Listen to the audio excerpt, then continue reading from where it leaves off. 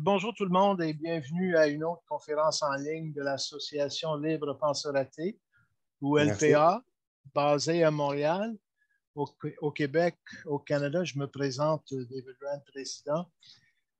Nous, les penseurs, nous préconisons la défense des droits des athées, la laïcité, la visibilité publique des athées en tant qu'athées, ainsi que la franche critique des religions et de toutes les religions et de toute croyance surnaturelle. J'ai le plaisir de vous présenter notre conférencier d'aujourd'hui, M. Jean-Philippe Cossette, qui est membre de notre association LPA. Jean-Philippe est ex-témoin de Jéhovah, s'étant embarqué tout seul dans la secte vers l'âge de 17 ans en 1992, malgré l'opposition de sa famille et de son entourage. Après 6 ans dans la secte, il l'a quitté en se retirant volontairement. Désormais, il est militant anti-secte et athée. Pour Jean-Philippe, l'athéisme ne fut pas un choix, mais une conclusion. Il est le fondateur et webmaster du site anti-Watchtower, watchtowerlies.com. Je peux vous envoyer le lien tout à l'heure. Il travaille comme infirmier à l'Institut Douglas à Montréal depuis les 18 dernières années, mais il a aussi fait d'autres études auparavant, soit foresterie, administration et comptabilité, ainsi que d'autres emplois divers. Jean-Philippe Cossette est l'auteur du livre L'athéisme d'État, pourquoi est-il nécessaire, qui est le sujet de sa conférence d'aujourd'hui. Il est également l'auteur du livre Jésus était schizophrène, publié en 2006, un livre qui connaît un franc succès sur Internet. Alors, sans plus tarder, je passe la parole à Jean-Philippe et je demande aux autres de fermer vos micros pour la durée de la conférence. Merci. Alors, bonjour tout le monde. Merci beaucoup pour votre accueil. Vous me faites un honneur. Alors, ma présentation, je vais parler un peu en général. Après ça, je vais parler un peu des témoins de Jéhovah. Puis ensuite, je vais parler surtout des chapitres 3, 4, 5, 6 de mon livre L'athéisme d'État. Puis après ça, de mon livre Jésus était schizophrène. Donc, ça va être un peu ça. Donc là, je vais faire share screen pour... Okay, je vais commencer avec ceci. OK, est-ce que vous voyez le texte? Oui, c'est Oui, ça, oui. on a désactivé nos micros, là, donc OK, c'est bon. oui, mais Excellent. on le voit. OK, excellent. Alors, je vais commencer. Alors, je suis Jean-Philippe Cossette, témoin de Jéhovah. Je l'ai été pendant environ 6 ans dans les années 90. Alors, pourquoi je m'étais joint à la secte? C'est une longue histoire. Quand j'étais jeune, j'avais un faible poids et une constitution physique faible. J'étais maladroit dans les sports. Je me faisais intimider physiquement et verbalement par d'autres jeunes à l'école et même en dehors de l'école. Donc, j'étais un peu découragé de la vie. Alors, lorsqu'un camarade de classe témoin de Jéhovah a commencé à me prêcher que la fin du monde était proche selon les événements mondiaux et qu'il m'avait apporté un livre de la secte, j'ai été intéressé. Ce livre s'intitulait La révélation, le grand dénouement est proche. Un livre très complexe, très lourd, qui expliquait l'Apocalypse du Nouveau Testament verset par verset. Alors, j'ai lu ce livre et d'autres, ainsi que la Bible pendant environ 1 an et demi par moi-même en secret de ma famille. J'ai fini avec le temps par y croire fermement. Par conséquent, j'avais décidé de m'embarquer toute seule dans la secte vers l'âge de 17 ans avec l'opposition de ma famille et de l'entourage. Alors, après 6 ans dans la secte, je suis devenu ce qu'ils appellent inactif, c'est-à-dire que je faisais plus de porte-à-porte. Puis éventuellement, j'ai cessé d'aller aux réunions. Plusieurs mois après, je me suis retiré volontairement. Le retrait volontairement, c'est que je sors de la secte, puis les autres arrêtent de me parler aussi. Ils n'ont plus le droit de me parler, je perds tout. C'est un petit peu différent de l'exclusion ou excommunication, mais les résultats, c'est exactement la même chose. Alors, je n'ai pas quitté la secte pour devenir un délinquant. Non, je n'ai jamais été comme cela. J'ai quitté suite de l'abus psychologique grave de la part de la secte. En effet, la secte m'avait brisé plus d'une fois. Elle avait également ruiné ma vie complètement. J'ai quitté aussi à cause de la perte de la foi progressive en ses enseignements. C'est une secte cruelle, une arnaque et une escroquerie dirigée par des charlatans professionnels. Je suis devenu athée par conclusion, non par choix, c'était inévitable. Alors, l'idée de mon livre m'est venue à cause de ma frustration dans la lutte anti-secte que j'ai débutée vers la fin des années 2000 avec mon site web à l'adresse watchtowerlies.com. La lutte des militants anti-sectes, qui sont la plupart du temps des ex-fidèles, est limitée par le manque de moyens et de ressources. Par le passé, les militants n'avaient pas beaucoup de moyens. Certains avaient des revues ou pamphlets contre les sectes, mais c'était peu efficace. Au milieu des années 90, les premiers sites web des militants anti-sectes se sont développés. Beaucoup sont apparus et ont disparu. C'est normal car c'est beaucoup de travail que de construire un site web. Ça prend des connaissances en informatique, ça coûte de l'argent et ça prend du temps. Certains se découragent et abandonnent. C'est très lourd sur le dos de ces individus qui souvent sont brisés par leur passage dans une secte qui les a ruinés. Le militantisme anti-secte sur Internet fonctionne un peu malgré tout, mais ce n'est pas suffisant. Il faudrait que le gouvernement s'implique et prenne en charge la lutte contre les dérives sectaires, la radicalisation et l'extrémisme. Malheureusement, la plupart des politiciens font la sourde oreille malgré les appels à l'aide des victimes de ces mouvements. Il y a deux raisons à cela, à mon avis. Premièrement, les politiciens sont des incompétents et des idiots. Deuxièmement, ils sont corrompus par les lobbyistes des sectes. Les sectes qui sont assez grosses, structurées et organisées ont des lobbyistes qui travaillent pour elles et qui vont aller mentir aux politiciens et les manipuler en niant être sectaires, radicaux ou extrémistes. Ces lobbyistes vont plutôt accuser les anti-sectes d'être eux-mêmes plus sectaires que les sectes. Certains politiciens les écoutent par stupidité, d'autres acceptent des pots de vin pour fermer les yeux sur leurs dérives. Donc, c'est une impasse. Le gouvernement américain en particulier soutient, encourage et protège les sectes. Seuls les gouvernements auraient le pouvoir de lutter efficacement contre les dérives sectaires, la radicalisation et l'extrémisme. Je pense aussi que le gouvernement américain fait des pressions pour nuire à la lutte anti-secte en France en tentant de faire dissoudre la Miviludes. C'est un organisme gouvernemental de lutte contre les dérives sectaires. Par conséquent, ayant cette idée depuis des années, j'ai fini par me décider à écrire un livre sur l'athéisme politique. Mon livre, L'athéisme d'État, pourquoi est-il nécessaire?, constitue principalement un plan d'action politique promouvant l'athéisme avec l'idée de fonder un nouveau parti politique spécialisé dans la lutte contre les dérives sectaires, la radicalisation et l'extrémisme, étant donné le désintéressement général des politiciens sur ce sujet. Il s'agit d'un plan super détaillé sur comment le faire, comment changer la Charte des droits et libertés en y retirant la liberté de religion, faire de nouvelles lois, créer un nouveau ministère de lutte contre les dérives sectaires, la radicalisation et l'extrémisme. Aussi, appliquer des sanctions contre ces mouvements en gelant et en saisissant leurs actifs et en censurant leur propagande mensongère. Comme preuve qu'il faut réécrire la Charte des droits et libertés et les lois, il y a eu des exemples de jugements de la Cour suprême du Canada en faveur des sectes au détriment des victimes les ayant poursuivis, ce qui n'est pas normal. La Charte devrait protéger les humains et non pas les sectes en tant que corporation. Je vais le détailler un peu plus tard. Alors, mon livre, L'athéisme d'État, est disponible un peu partout sur Internet, parfois gratuit en format numérique. Je n'ai pas vraiment les qualités nécessaires pour être un politicien, sinon je l'aurais fait il y a longtemps. J'espère toutefois que ce livre inspirera quelqu'un un jour qui osera se lancer dans un tel projet.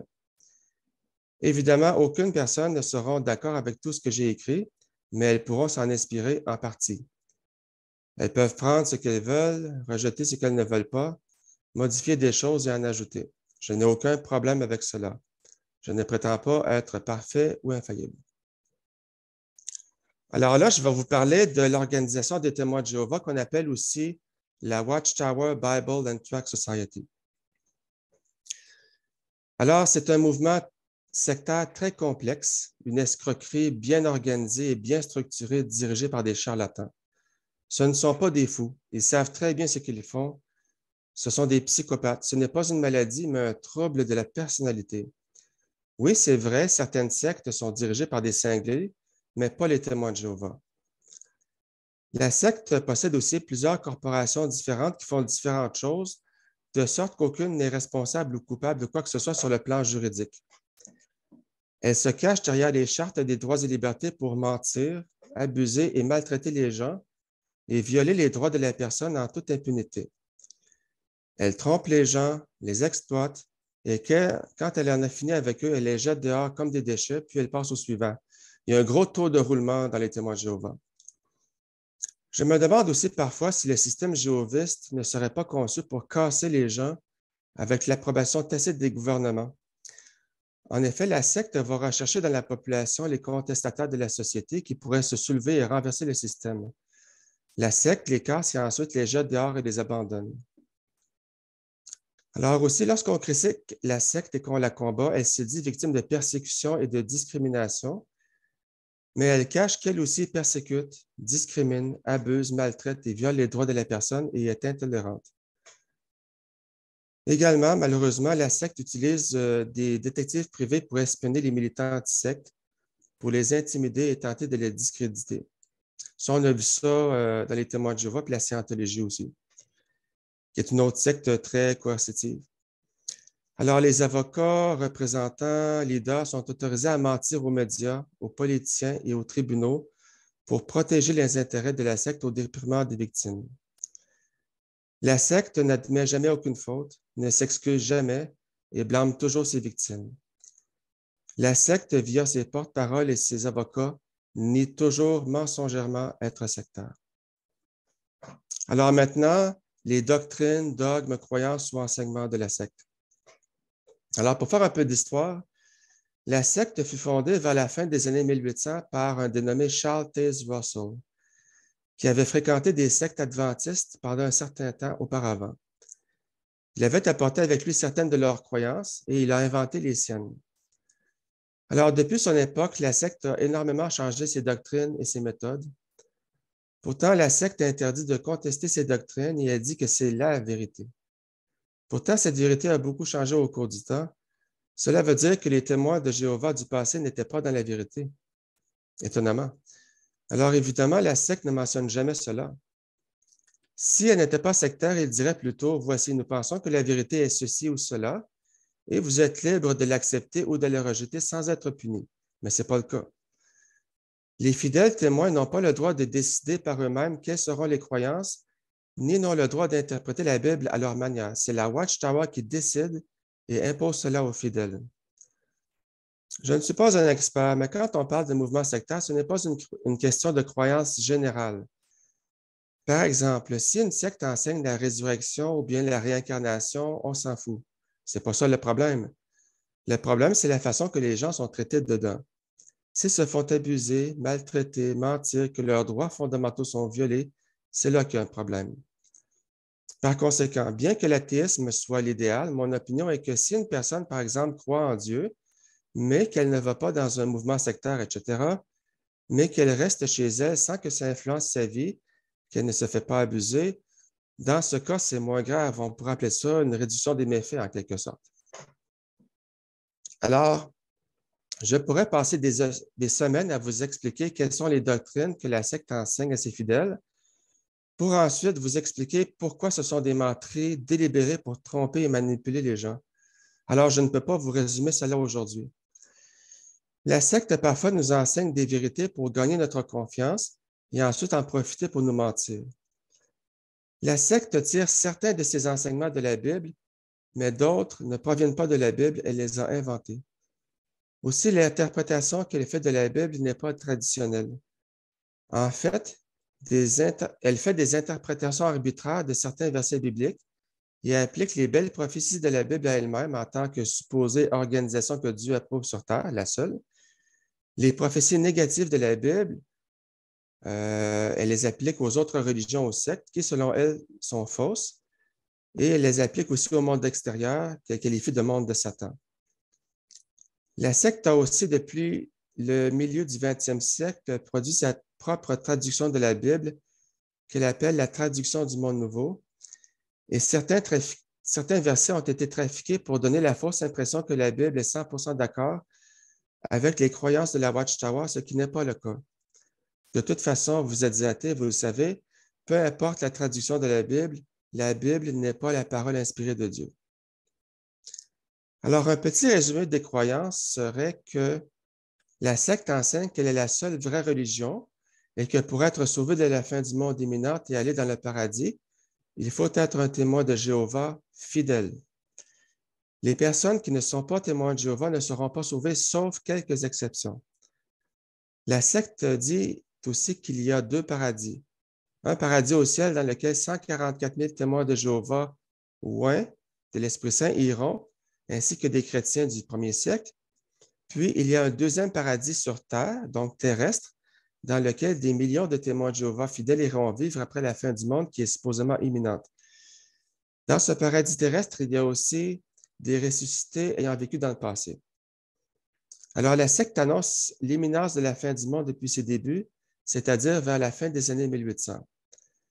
Par le passé, elle avait annoncé des dates précises et rien ne s'est passé. La secte a ensuite blâmé les fidèles qui ont été déçus et qui ont quitté.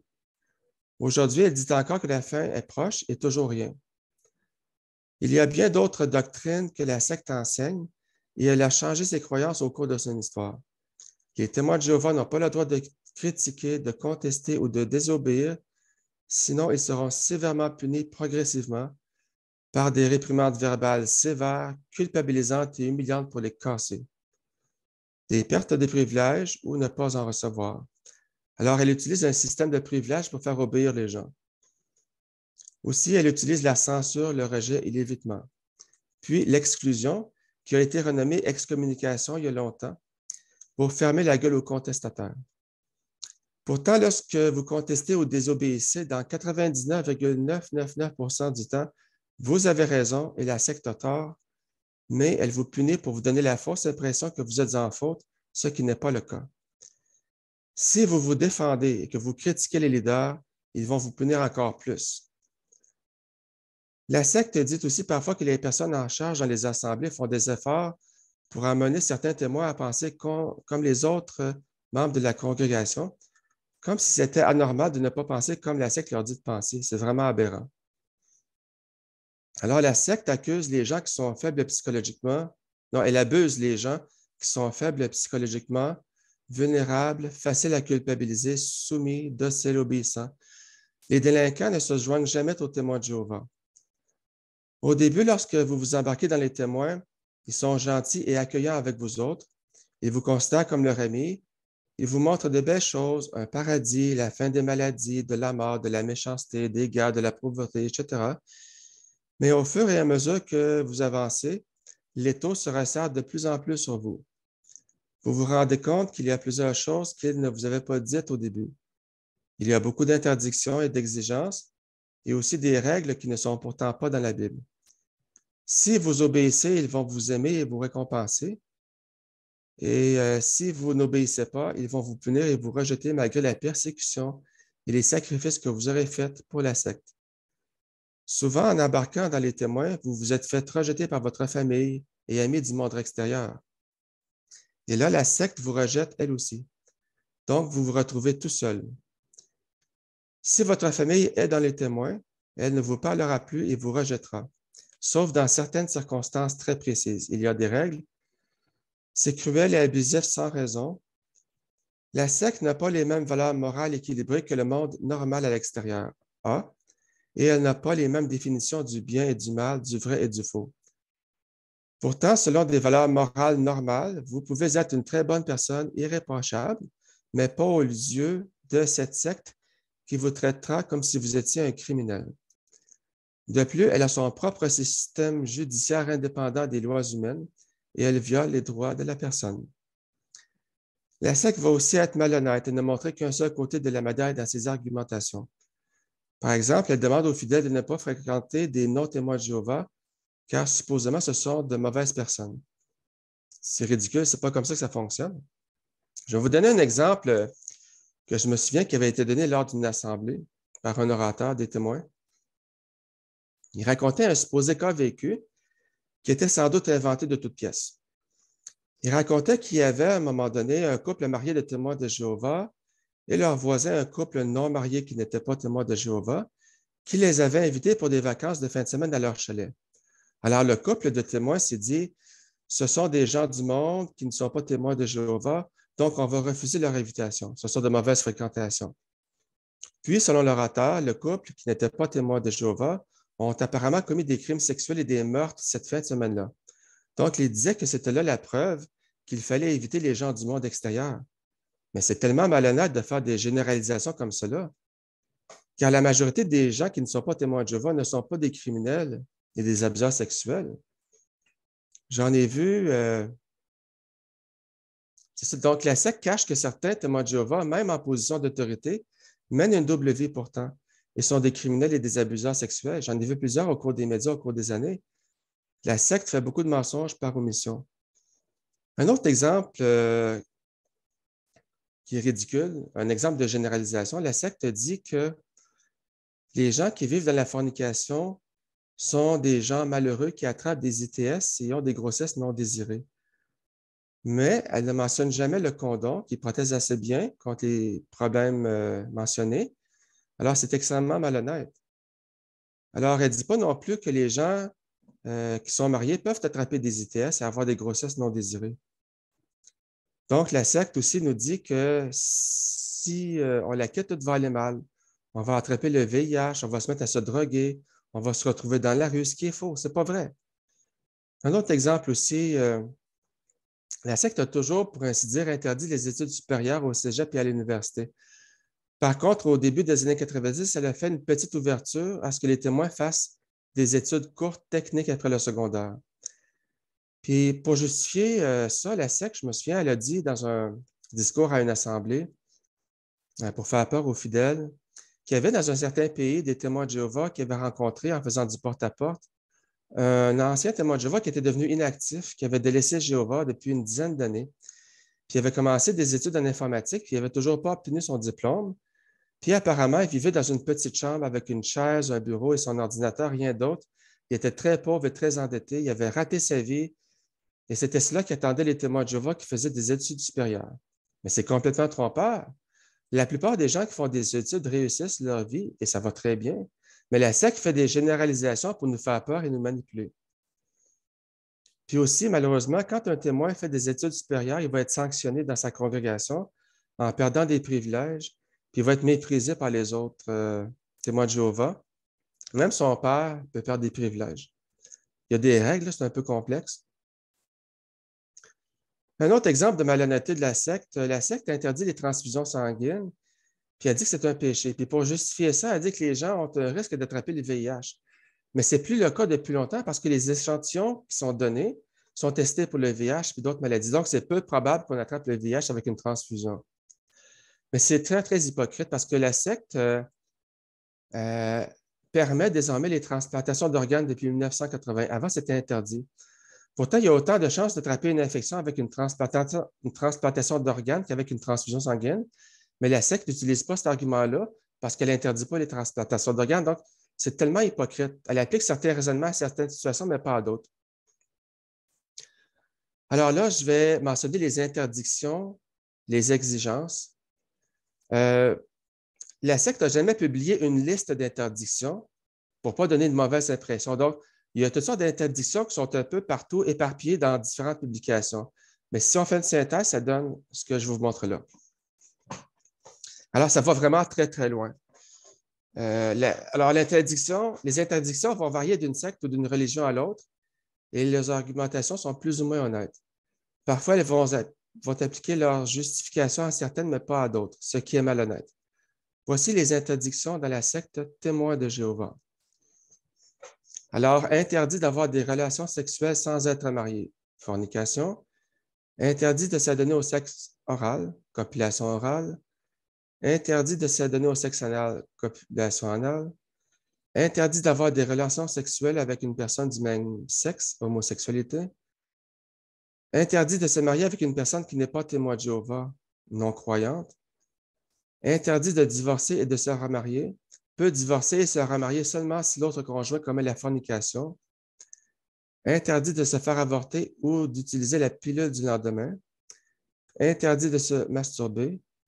Interdit de devenir transgenre ou transsexuel. Les femmes doivent une soumission presque totale à leur mari. Interdit de croire à la théorie de l'évolution des espèces de Darwin et d'en faire la promotion. Interdit de croire et de faire la promotion d'une autre doctrine que celle enseignée par la secte. Et interdiction de la contester.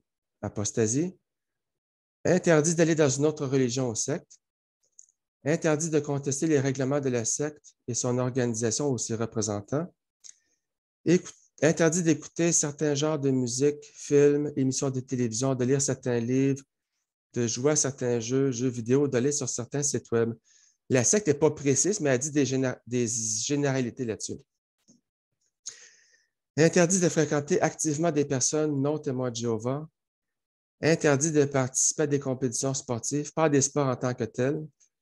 Interdit de voter volontairement et librement aux élections. Interdit de se lancer en politique. Interdit de jouer à la loterie. Interdit de mentir à la secte. Interdit de fêter l'Halloween, Noël, le jour de l'an, anniversaire de naissance, la fête des mères au père, les fêtes nationales, Pâques, etc. Interdit de recevoir des transfusions sanguines, même si la vie est en jeu. Interdit de manger du sang ou des aliments qui contiennent du sang. Par le passé, la secte interdisait les vaccins de 1931 à 1952 et les transplantations d'organes de 1967 à 1980. Les témoins d'aujourd'hui ne le savent pas parce que ça fait trop longtemps. Alors, par le passé, c'était presque interdit de faire des études supérieures. Ça demeure fortement déconseillé. La secte permet seulement des études courtes, techniques seulement. Interdit aux femmes de porter des décolletés, des gilets qui laisseraient voir le nombril, des jupes qui ne descendent pas en bas des genoux, et ce, en toutes circonstances. Interdit de porter des pantalons extrêmement serrés. Interdit de porter des vêtements flottants trop grands. Interdit aux femmes d'avoir des privilèges spéciaux dans la congrégation comme anciennes ou assistantes ministérielles ou autres. Interdit aux femmes d'enseigner la doctrine aux hommes à moins de circonstances exceptionnelles. Elles devront porter un chapeau en signe de soumission. Interdit de pratiquer des arts martiaux. Interdit de porter un toast ou lever son verre ou trinquer. Le tatouage est fortement déconseillé. Le piercing est fortement déconseillé. Interdit d'aller dans l'armée, de chanter l'hymne national, de saluer le drapeau. Interdit de fumer, de consommer de la drogue, d'être alcoolique. Alors, les exigences. Alors, les témoins doivent aller à toutes les réunions, assemblées, lire toutes les publications de la secte et les étudier. Ils doivent aussi faire du porte-à-porte ou prêcher dans les rues, métros, etc. Ils doivent donner de l'argent selon les besoins de la secte locale ou internationale. Depuis un moment, les congrégations doivent donner un montant régulier à chaque mois à l'Organisation mondiale aux États-Unis. Ce montant varie d'une région à l'autre. Ils doivent obéir à toutes les règles organisationnelles de la secte, même si elles ne sont pas dans la Bible. Ils doivent accepter l'interprétation que la secte fait de la Bible. Ils doivent obéir à leurs supérieurs locaux et internationaux, même si ces derniers ont tort et sont des abuseurs et des tyrans. Ils doivent obéir totalement et se faire ensuite baptiser. Alors, ils seront probablement sauvés lors de la fin du monde s'ils restent totalement fidèles à la secte. Ce qui est particulier aussi, c'est que la secte demande la loyauté à elle, non pas à une croyance ou à une valeur morale, même si la secte modifie ses croyances et ses valeurs. Normalement, les chrétiens traditionnels, ils vont être fidèles à une valeur morale ou à une doctrine, pas à une organisation. Alors, ces nombreuses interdictions et exigences s'accompagnent de mesures disciplinaires progressives de la part de la secte par l'intermédiaire d'un responsable appelé ancien ou de 3 d'entre eux lors de la formation d'un comité judiciaire qui a été renommé Comité de discipline religieuse il y a plusieurs années. Ça revient à un tribunal religieux. Alors, ils utilisent un manuel qui s'intitule « Faites paître le troupeau de Dieu ». Pour punir, seuls les anciens ont le droit de posséder ce manuel. Il leur indique comment punir ceux qui désobéissent. Voici quelques exemples de mesures coercitives. Quand je dis anciens, ça ne veut pas dire qu'ils sont vieux. Ils peuvent avoir 25 ans et être nommés anciens, c'est une fonction. Ils sont nommés, ils ne sont pas élus démocratiquement. Alors, les punitions, c'est des réprimandes verbales sévères, humiliantes et culpabilisantes pour casser l'individu, des pertes de privilèges temporaires ou permanentes. La secte utilise un système de privilèges. Donc, quand vous obéissez, elle vous donne des privilèges et des responsabilités, vous montez en grade. Sinon, vous n'en obtenez pas ou vous en perdez. Donc, l'incapacité d'en obtenir, c'est une punition. Il y a de la censure. Ils vont vous fermer la gueule. Ils vont vous rejeter et vous éviter lorsque vous êtes noté. La secte va noter des gens qui sont des rebelles. Puis les autres vont être demandés de les éviter. Des fois, ils vont vous pousser à vous retirer volontairement. Puis éventuellement, des fois, c'est l'exclusion ou excommunication. La coupure complète des autres membres, interdit de parler à l'exclu ou de le fréquenter, sauf dans certaines circonstances bien précises. C'est complexe, je n'entrerai pas dans les détails, c'est trop long. C'est du harcèlement psychologique. Puis les parents sont autorisés à utiliser la punition corporelle pour discipliner leurs enfants. Alors, ces interdictions et ces mesures disciplinaires qui les accompagnent sont des violations des droits de la personne. L'interdiction des transfusions sanguines est une violation du droit à la vie garanti par les chartes canadiennes et québécoises des droits et libertés. Alors aussi, la secte ne considère pas tous ses fidèles de la même façon. Certains qui sont au bas de l'échelle sont considérés comme des moins que rien et sont plus ou moins évités par les autres et méprisés. Ceux qui ont des privilèges sont bien vus et aimés par les autres. Dans les témoins, votre estime de soi est liée à vos privilèges. Si vous en avez, vous êtes une bonne personne. Si vous n'avez pas de privilèges, vous êtes considéré comme une mauvaise personne. Vous avez le droit d'être fier de vous-même si vous servez la secte avec zèle. La secte vous décourage de faire carrière dans le monde extérieur ou de faire des hautes études et elle vous méprisera et vous fera perdre votre estime de soi. Elle appellera cela de l'humilité, mais en réalité, elle veut vous briser psychologiquement pour ne pas lui obéir et elle veut faire peur aux autres qui seraient tentés de faire de même. Alors, la question de la pédophilie, au cours des dernières années, on a vu dans les nouvelles certains cas qui ont été médiatisés concernant la pédophilie chez les témoins de Jéhovah. Alors, ça fait de nombreuses années que je suis ce sujet sur Internet et dans les nouvelles un peu partout dans le monde. Évidemment, la secte n'approuve pas la pédophilie, elle la condamne, mais sa façon de gérer ce crime est problématique. Et à mon avis, il y a autant de pédophilie en proportion des membres chez les témoins de Jéhovah que dans n'importe quelle autre religion ou secte. La secte n'est pas mieux que les autres. C'est hypocrite parce que la secte a toujours, dans ses publications et ses discours, vomi sur les églises de la chrétienté pour ce problème. La secte les a cachés aux yeux des médias et des autorités pour protéger une fausse image de blancheur et de pureté morale des témoins de Jéhovah. Elle a toujours décrit les autres religions et le monde extérieur comme étant mauvais, immoraux et criminels. Pourtant, il y a en son sein autant de cas de pédophilie que dans le monde extérieur, que pourtant la secte méprise. La secte interdit aux témoins de Jéhovah de signaler aux autorités laïques les crimes commis par un témoin de Jéhovah, tels que la pédophilie. Alors, avec des années de dénonciation, des documentaires, des reportages, des sites web, des forums, des poursuites contre la secte, il y en a eu au Québec aussi. Il y en a une qui est en cours, qui n'est pas finie. Alors, elle a fini par faire une petite concession en 2019. Elle permet, depuis que les témoins de Jéhovah signalent les cas de pédophilie aux autorités laïques, mais ne sont pas obligés. C'est une petite amélioration, mais à mon avis, ce n'est pas suffisant et ça devrait être obligatoire. Ça, c'est nouveau depuis 2019. Avant, les témoins ne devaient pas rapporter ça aux autorités. Donc, probablement que les avocats de la secte, pendant des années, ils en ont discuté puis ont tranché la poire en deux. Donc, ils sont arrivés à cette conclusion-là. Alors, les finances de la secte. La secte ne publie jamais ses états financiers globaux, mais elle possède au moins des dizaines de milliards de dollars d'actifs à travers le monde, sans doute au-delà de 100 milliards à mon avis. Quand on va aux réunions et assemblées, on entend toujours qu'il y a des déficits, qu'il faut donner de l'argent. Mais c'est de la manipulation comptable qui crée un déficit local, mais à l'international, la secte fait des profits. Bien que la secte se soit toujours vantée de ne pas avoir de collecte à la salle du royaume, comme à l'Église catholique, où ils passent des paniers, la secte donne des rappels réguliers comme quoi qu'il faut donner de l'argent. Elle les culpabilise et les membres qui ne donnent pas d'argent ont moins de chances d'obtenir des privilèges et des responsabilités dans leur congrégation. Alors, depuis un moment, les congrégations doivent donner régulièrement à chaque mois à l'Organisation mondiale aux États-Unis un montant, et ce montant varie d'une région à l'autre. De plus récemment, la secte a précisé un montant suggéré que chaque membre devrait donner chaque mois.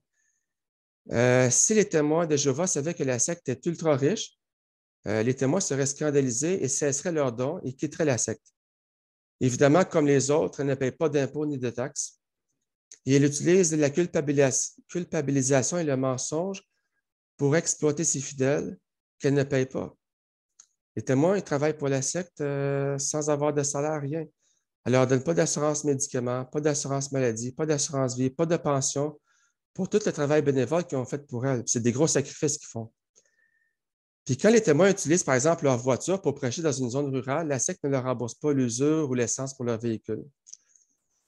Puis des fois, après plusieurs années, la secte va les expulser et va les abandonner dans la pauvreté, la maladie, la misère, peu importe ce que les gens ont fait pour elles. Il y a des gens qui font un peu de porte-à-porte. Il y en a qui se consacrent presque à temps plein à faire du porte-à-porte. Il y en a qui vont dans les sièges sociaux de la SEC faire différentes tâches. Ils ne sont pas payés. Puis quand ils sont vieux, ils n'ont pas contribué à aucune pension, puis ils se ramassent très, très pauvres, puis la SEC ne leur donne rien. Puis il y en a qui ont été témoins pendant 40, 50, 60 ans. OK, alors là, c'est l'autre partie.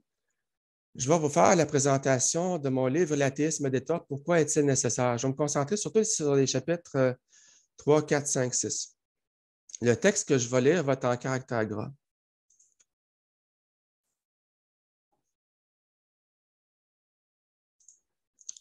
OK.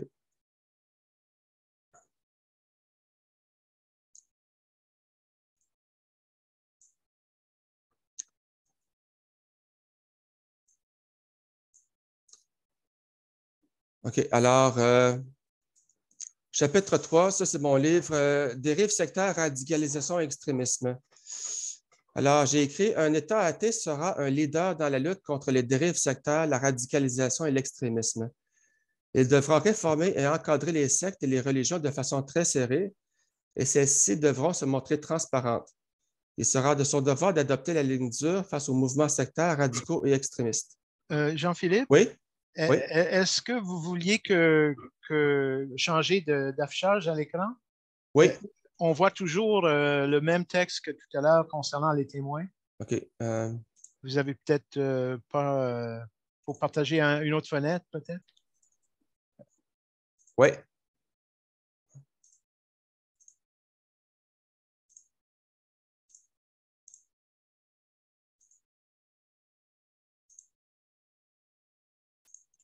Là, ça marche? Oui. OK, excellent. Désolé. Oui. Alors, c'est ça. OK. Un État athée serait un leader dans la lutte contre les dérives sectaires, la radicalisation et l'extrémisme. Il devra réformer et encadrer les sectes et les religions de façon très serrée, et celles-ci devront se montrer transparentes.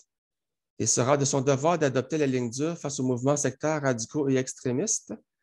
Il devra les écraser et mettre fin à leur règne de terreur afin d'en protéger la population. L'État athée travaillera avec des experts internationaux sur ces sujets. Il y en a plusieurs dans le monde. Tout d'abord, définissons ces termes. Alors, la dérive sectaire. Ça, c'est selon la Miviludes en France. La dérive sectaire se caractérise par la mise en œuvre de pressions ou de techniques ayant pour but ou pour effet de créer, de maintenir ou d'exploiter chez une personne un état de suggestion psychologique ou physique à l'origine de dommages pour cette personne ou pour la société. Ensuite, la radicalisation et l'extrémisme. Essentiellement, la radicalisation est le phénomène par lequel un individu délaisse des idées modérées et généralement admises au profit d'une idéologie extrémiste, politique ou religieuse. Un individu qui se radicalise peut soutenir l'extrémisme violent ou y prendre part. Il peut aussi bien planifier un attentat contre des cibles canadiennes ou envoyer de l'argent ou des ressources pour aider des groupes extrémistes violents ou essayer d'amener d'autres personnes, en particulier des jeunes, à adopter une idéologie radicale. Il peut aussi chercher à se rendre à l'étranger pour suivre un entraînement terroriste ou participer à des combats. Un tel individu représente une très grave menace pour la sécurité du Canada, car en plus d'être devenu un combattant aguerri capable de perpétrer des attentats au pays, il peut aussi influencer d'autres personnes. Alors, en résumé, personnellement, selon mon point de vue, une secte enseigne souvent des mensonges et ses dirigeants sont la plupart du temps des charlatans. D'autre part, la secte abuse les personnes. Tandis qu'une religion enseigne souvent des délires, mais ses dirigeants sont sincères, mais la religion n'abuse pas les personnes. Les religions sont mieux que les sectes, mais il arrive qu'elles fertilisent et préparent le terrain pour les sectes. L'État athée ne ciblerait pas une branche de la foi en particulier, car il y a des dérives dans toutes les branches de la foi et certaines sectes ne sont pas religieuses. Il y a des sectes qui sont assez grandes, structurées, organisées et médiatisées. D'autres sont petites, déstructurées et pratiquement inconnues. Il y en a de toutes les sortes. Parfois, une religion peut être à l'origine d'un mouvement sectaire radical ou extrémiste. Je vais aller un peu plus loin. OK. Alors, bien que je sois athée, je ne suis pas totalement contre le fait qu'une personne croit en Dieu en tant que telle, bien que je pense sincèrement que cette croyance soit fausse et qu'il faille la rejeter. Toutefois, il est préférable que la personne qui veut croire reste chez elle et croit chez elle. Cette personne doit faire bien attention de ne pas tomber entre les griffes d'un mouvement sectaire, radical ou extrémiste, car il pourrait détruire et ruiner sa vie sans retour en arrière possible bien souvent. Les sectes pratiquent la violence spirituelle. Il faut apprendre à se méfier et pour y parvenir, cela prend des connaissances sur ces sujets et de l'expérience de vie. Il est facile de se faire prendre au piège. Évidemment, aucune secte ne va admettre être sectaire, mais elle va plutôt accuser les autres d'être sectaires ou d'être des sectes. Lorsqu'on embarque dans une secte au début, elle se montre gentille, il nous montre seulement le beau côté des choses. Mais au fur et à mesure qu'on avance dedans, l'étau se resserre et elle n'est plus gentille du tout. Parfois, dans leurs publications, les sectes vont nous chouchouter en se montrant bienveillantes, pleines d'amour et attentionnées, mais leur but est de nous tromper. Mais lorsqu'on arrive à leur réunion ou assemblée, ce n'est plus du tout la même chose et elles se montrent méchantes, intolérantes et cruelles avec le temps. On finit par découvrir leur côté sombre qu'elles avaient caché au début, l'amour que la secte nous témoignait au commencement, qu'on appelle en anglais le love bombing ou bombardement d'amour, disparaît et c'est la haine et le rejet qui le remplacent. C'est un amour conditionnel qu'elle nous offre seulement si nous lui obéissons parfaitement. Les sectes savent comment nous frapper là où ça fait mal et elles connaissent nos faiblesses et nos codes sensibles et savent comment s'en servir. Elles exploitent les vulnérabilités de notre esprit. Les sectes vont parfois nous répéter un discours du genre « ça va mal dans ce monde méchant dominé par Satan, il y a de l'immoralité, de la délinquance, des crimes, de la cruauté, de la drogue, de la corruption, des crises économiques, des famines, des guerres, des injustices, de la pollution, des maladies, des catastrophes naturelles, etc. » Elles nous font croire que de les joindre et leur obéir améliorera notre vie, réglera nos problèmes et nous sauvera lors de la fin du monde qui est supposément très proche et imminente. Elles nous promettent qu'alors, après cette fin du monde, nous vivrons dans une sorte de paradis ou de monde parfait réservé exclusivement ou presque à leurs fidèles disciples. C'est totalement faux. Il n'y a pas de paradis ou de monde parfait et ce n'est pas parce que ça va mal dans le monde qu'il faut joindre une secte. Cela rendra nos vies bien pires qu'elles ne sont déjà. Oui, c'est vrai, il y a des choses qui vont mal dans le monde, mais joindre une secte n'est sûrement pas la solution à ces problèmes. Évidemment, les sectes ne vont pas nous dire cela. Elles vont nous dire seulement que de belles choses à leur sujet pour nous manipuler et nous attirer dans leur groupement. Les sectes prétendent avoir la vérité et nous interdisent de la contester, de la remettre en question et de la critiquer. Les sectes se permettent de nous critiquer, de nous juger, de nous rabaisser, de nous humilier, de nous punir, de nous censurer, de nous rejeter, mais elles nous interdisent de leur faire subir la même chose. Également, les sectes se permettent de critiquer et de juger les autres religions, sectes ou mouvements, mais elles refusent de se faire critiquer ou juger et vont crier à l'intolérance, à la discrimination et à la violation de la liberté de religion. C'est deux poids, deux mesures et c'est hypocrite. Nous voyons bien qu'elles ont de mauvais mobiles, qu'elles ne veulent pas notre bien et ne cherchent que leurs propres intérêts et ceux de leurs leaders. Alors, chapitre 4, pourquoi l'athéisme détend? Un des objectifs sera de lutter contre l'athéophobie, de protéger les droits des athées, des agnostiques, des humanistes, des laïcs, qui sont souvent bafoués par des religions, associations cultuelles, sectes, mouvements sectaires radicaux, intégristes, fondamentalistes ou extrémistes, ainsi que par certains États théocratiques. Une des responsabilités du gouvernement est de protéger sa population contre les charlatans, les arnaqueurs, les escrocs, les prédateurs et les abuseurs. L'État doit défendre sa population contre ces sectes ou religions ou mouvements qui sont parfois de véritables polices de la pensée et de l'esprit. De toute façon, les enseignements ou croyances des religions et des sectes sont farfelus la plupart du temps et ne correspondent pas à la réalité. Il faudra fort probablement fonder un parti athée ou laïque, car les autres partis politiques, en général, ne semblent pas très intéressés à cette cause. Il y a plusieurs politiciens qui ne sont pas très intelligents et pas très compétents, mais pas tous, bien entendu. La majorité d'entre eux ne connaissent rien aux dérives sectaires, à la radicalisation et à l'extrémisme. En outre, certains d'entre eux sont corrompus, malhonnêtes et menteurs. En plus, certaines sectes structurées et organisées, comme la scientologie et les témoins de Jéhovah, par exemple, ont des méthodes et des stratégies d'infiltration, d'influence et de lobbying dans tous les lieux de pouvoir, peu importe le niveau où l'on se situe. Elles sont particulièrement agressives, combatives et intimident leurs opposants. Elles manipulent souvent des politiciens comme des marionnettes à leurs avantages et pour leurs intérêts. Elles infiltrent les lieux de pouvoir et elles font parfois front commun pour combattre les États qui luttent contre elles, comme la France, entre autres. Il faut les en empêcher. Certains politiciens sont complices des mouvements sectaires. Alors, pour en arriver à l'athéisme d'État, il faudra évidemment passer par des élections démocratiques. De tels partis athées existent déjà, semble-t-il. Il y en a un aux États-Unis, mais il n'a pas réussi à percer parce que c'est toujours une lutte à deux entre démocrates et républicains. Une fois ce parti au pouvoir, il devra déclarer l'athéisme d'État, abolir la liberté de religion. Ce serait symbolique. Personne ne serait forcé à devenir athée. Ce ne serait qu'un idéal et un modèle suggéré à la population. Cela signifierait que l'État est athée et qu'il n'approuve aucune religion, association cultuelle, secte, mouvement sectaire, radical, intégriste, fondamentaliste ou extrémiste, ainsi que la majorité de leurs enseignements, croyances, doctrines, dogmes et méthodes. Concernant la croyance en Dieu, à mon avis, soit il n'existe pas, soit il existe. S'il existe, c'est un monstre cruel. L'athéisme d'État sera basé sur la science et la raison.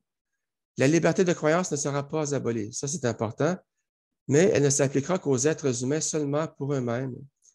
Il est en effet possible que quelqu'un un jour élabore une croyance qui soit vraie, confirmée par des preuves, des faits et des observations. Alors, il ne faudrait pas la supprimer. Et même si un individu a des croyances erronées, ce n'est pas nécessairement grave. Cela dépend de plusieurs autres facteurs.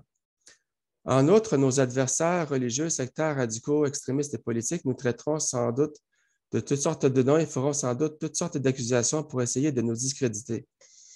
En retour, nous pourrions les accuser d'athéophobie, d'être athéophobes, laïcitophobes, intolérants, d'avoir des préjugés, des opinions préconçues et de faire l'apologie des dérives sectaires, de la radicalisation et de l'extrémisme.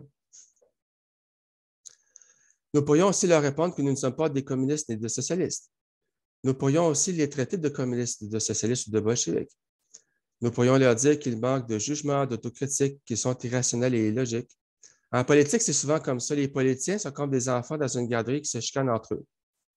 Alors qu'il n'est pas nécessaire d'imposer l'athéisme de force, le parti, en se concentrant sur la lutte contre les dérives sectaires, la radicalisation et l'extrémisme et la lutte contre les organisations qui en sont coupables et en aidant les victimes, obtiendra l'appui d'une grande partie de l'électorat.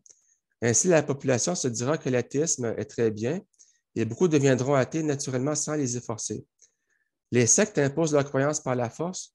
Nous ne voulons pas les imiter en imposant l'incroyance par la force. Alors, ce parti politique pourrait s'appeler le parti athée ou le parti laïque, ou bien le parti athée laïque ou le parti laïque athée pour rassembler les deux camps. Cela reste à voir. Il faudrait faire un sondage et une étude de marché. C'est certain qu'il y aura des conflits idéologiques entre les différents camps et individus, mais il faudra s'entendre et faire des compromis. Il existe des partis religieux en politique, alors pourquoi pas un parti athée ou laïque? L'athéisme et la laïcité politique sont tout à fait légitimes. Alors là, non, je vais continuer. Là, le temps file vite, il est déjà 14h55. Okay. Chapitre 5. Alors, pour faire des changements au Canada, ça va prendre une nouvelle charte des droits et libertés, puis des nouvelles lois. Alors, il y a des chartes et des lois qui ont été conçues sur mesure pour protéger les religions et les sectes en tant que corporations. Ça, c'est dû au lobbyisme qu'elles ont fait par le passé auprès des politiciens pour les manipuler. Malheureusement, ces chartes et lois ne donnent aucun droit aux victimes des religions et des sectes. Elles donnent le droit aux religions et aux sectes de violer les droits fondamentaux de la personne, de tromper, de mentir, d'abuser, de faire du mal et d'exploiter les gens en toute impunité. C'est complètement immoral et inadmissible. Ces chartes et droits et lois devraient d'abord être faites pour défendre les êtres humains et non ces corporations religieuses ou sectaires. Certaines chartes et lois sont erronées et il est de notre devoir de les remettre en question. Voilà pourquoi il faudra moderniser et modifier ces chartes et lois afin de protéger les êtres humains contre les religions et sectes. Ce sera une grande victoire pour les droits de la personne. Cette nouvelle charte des droits et libertés sera non seulement valide à partir de la date de son adoption par le Parlement, mais sera également valide pour les actes du passé faits par les religions et sectes. Il n'y aura pas de délai de prescription. Il arrive souvent que la lutte contre les dérives sectaires, la radicalisation et l'extrémisme se retrouve entravée par la notion de liberté de religion dans la Charte, de plusieurs manières, comme par exemple devant les tribunaux, lorsque ceux-ci permettent à des religions de violer les droits des personnes au détriment de leurs victimes. Il est arrivé, ici même au Canada, que des victimes ayant poursuivi des sectes devant les tribunaux ont été déboutées en Cour suprême. La Cour suprême tranche souvent en faveur des sectes, ce qui est injuste et discriminatoire pour les victimes. Par conséquent, la liberté de religion devra être retirée de la Charte des droits et libertés. Il sera sans doute nécessaire d'invoquer la clause dérogatoire, qu'on appelle aussi la clause non-obstant, pour y parvenir.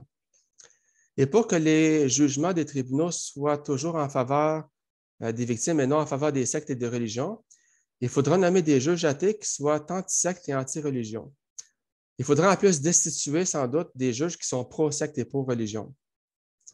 Certains juges rendent de mauvais jugements. Il ne faut pas accepter aveuglément tout ce qu'ils disent, car ils peuvent se tromper, ils n'ont pas toujours la vérité absolue. Alors, j'ai deux exemples de jugements de la Cour suprême en faveur des sectes et en défaveur des victimes. En 2015, il y avait un Québécois, François Morin, qui poursuivait l'Église mormone, qu'on appelle aussi l'Église de Jésus-Christ des Saints des derniers jours. La Cour suprême a rejeté sa demande. Il demandait une indemnité de plusieurs millions pour des problèmes de santé mentale. Il a perdu, il aurait dû gagner.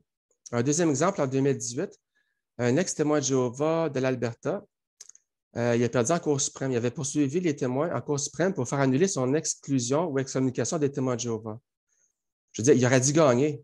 L'exclusion, c'est une discrimination, c'est une violation de droits fondamentaux. Donc, ça, c'est deux preuves qu'il faut réécrire la Charte et les lois. Alors, la modernisation et la réécriture de la nouvelle Charte, il faut comprendre les nouveaux éléments suivants. Donc, en ce qui concerne les religions, sectes, etc., puis leurs leaders, donc, abolition de la liberté de religion. Alors, les religions ainsi que leurs leaders n'auront pas le droit de punir les gens, d'intimider, de prendre des mesures disciplinaires, coercition, sanctions, conséquences, réprimandes, humiliation, culpabilisation, moquerie, de faire perdre des privilèges ou responsabilités, pas le droit d'obliger de travailler pour eux, de les rejeter, de les éviter, de les exclure, de les expulser, de les excommunier, etc. Pas le droit de les forcer à partir ou à rester. C'est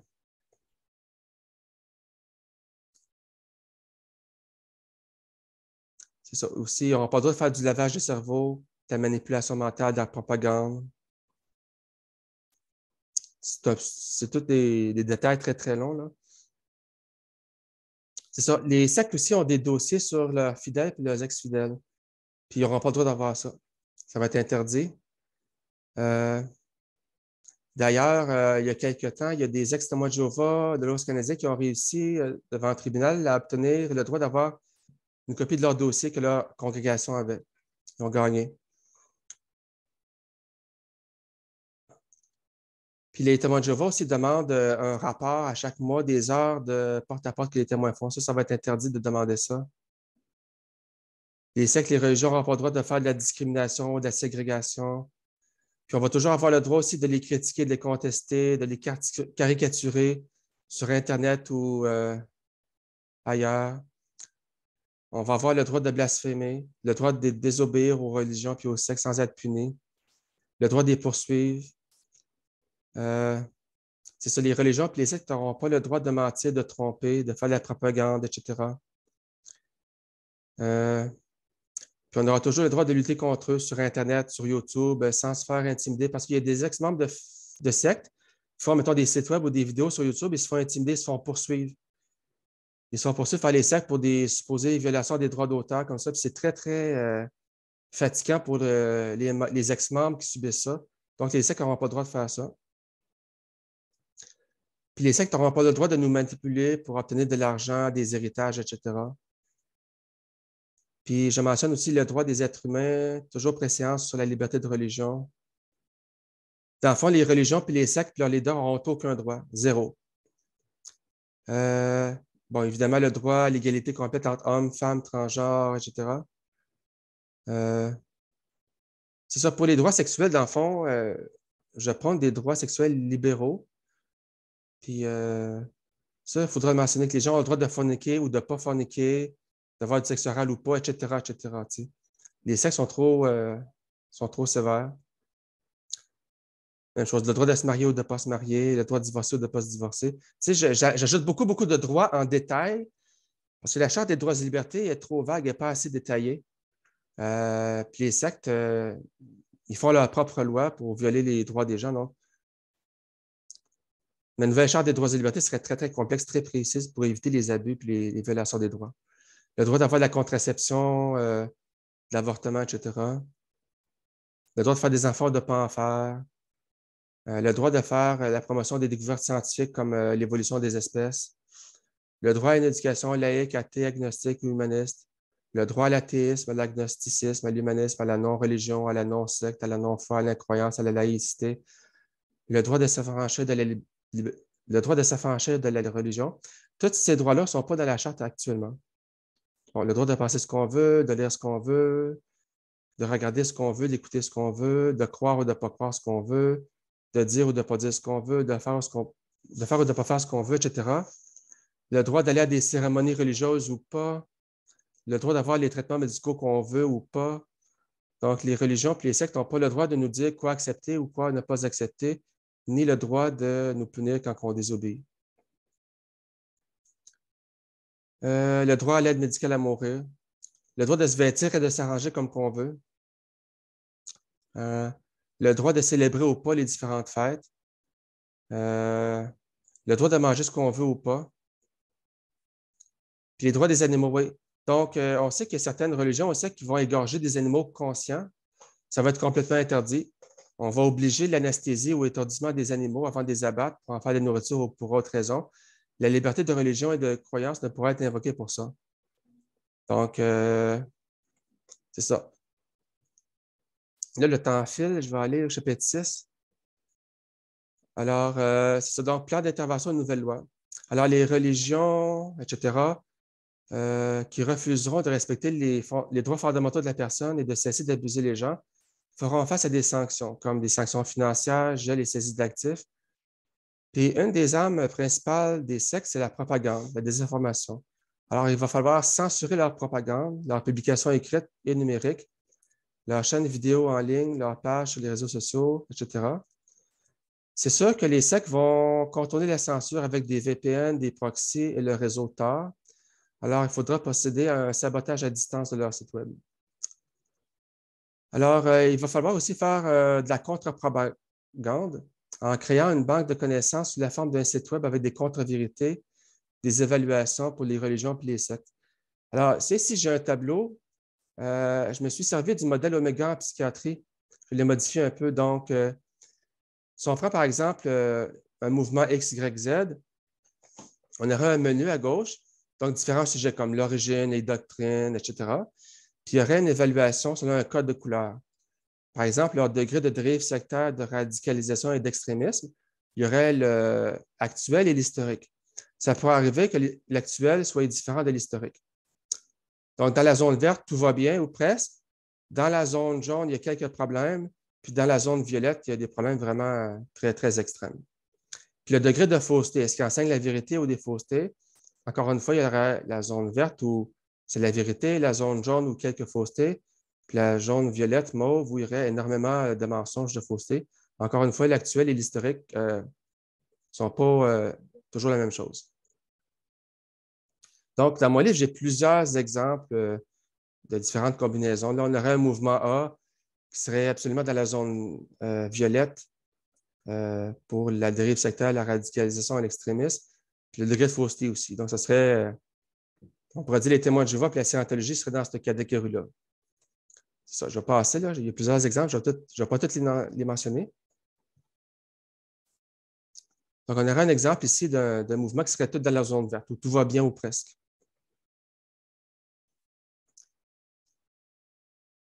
C'est ça, dans le fond, un projet comme ça, ce serait très, très lourd. Ça prendrait d'énormes ressources pour construire un site Web comme ça. Ça serait toujours mis à jour continuellement. Ça prendrait un État pour faire ça. Les ex-témoins de Jéhovah, puis les ex-membres de d'autres sectes qui n'ont pas les moyens par eux-mêmes de faire ça. C'est trop lourd. Ça pourrait coûter des millions puis des millions de dollars. Puis aussi, une suggestion que j'ai, c'est qu'au Québec, on a le ministère du Revenu. On fait 2 rapports d'impôt au Québec. Donc, on pourrait abolir le ministère du Revenu, puis le Québec aurait seulement un rapport d'impôt à faire comme le reste du Canada, mais paierait 2 impôts. Puis on pourrait récupérer le ministère du Revenu, les bâtiments, les employés, l'équipement informatique pour créer le ministère de lutte contre les dérives sectaires, la radicalisation et l'extrémisme, qui sera en charge, entre autres, de ce site Web-là. Donc, ça ne coûterait pas plus cher aux contribuables. Puis aussi, il faudrait demander à Google et aux autres moteurs de recherche de faire apparaître plus loin dans les résultats de recherche les sites Web des sectes, puis de faire apparaître plus tôt dans les résultats de recherche les sites Web des opposants. Alors, je vais continuer plus loin. C'est ça, dans le fond, je parle de la création d'un nouveau ministère, un ministère de lutte contre les dérives sectaires, la radicalisation et l'extrémisme. Je pense que ça serait approprié dans notre société moderne. Des programmes de prévention aussi, particulièrement pour les jeunes à l'école. Création d'un ombudsman pour recueillir les plaintes des victimes. Organiser des actions collectives pour les victimes. Des poursuites criminelles aussi contre les leaders des sectes. Puis aussi, au Canada, on a la possibilité de mettre notre numéro de téléphone dans une liste pour ne pas se faire appeler, mettons, pour le télémarketing. On pourrait faire quelque chose de semblable pour les sectes aussi, pour ne pas qu'ils viennent faire de prosélytisme. On pourrait envoyer des autocollants gratuits à mettre sur les portes pour les gens s'ils ne veulent pas subir de prosélytisme sectaire. Puis les sectes et les religions n'auront pas le droit de faire du lobbyisme auprès des partis politiques, parce qu'à l'heure actuelle, il y en a. Toutes les subventions et exemptions fiscales vont être abolies pour les sectes et les religions. Ils vont payer comme les autres. Ils n'auront pas le droit d'avoir des tribunaux parallèles avec leur propre loi. Ils vont devoir respecter les lois laïques et la Charte des droits et libertés. Puis on va obliger les religions et les sectes à dénoncer automatiquement les cas de pédophilie en leur sein. Aussi, la circoncision, seulement à partir de 18 ans. L'exquisition, c'est déjà interdit.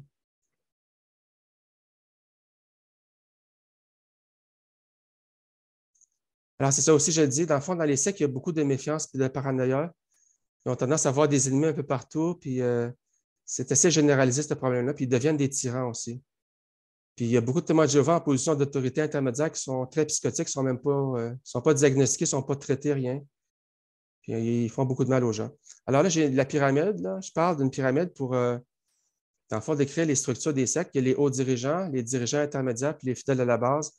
En général, il ne faut pas cibler les fidèles à la base, parce que ce sont déjà des victimes. Il ne faut pas les rendre victimes 2 fois. Il faut toujours cibler les hauts dirigeants, puis parfois les dirigeants intermédiaires.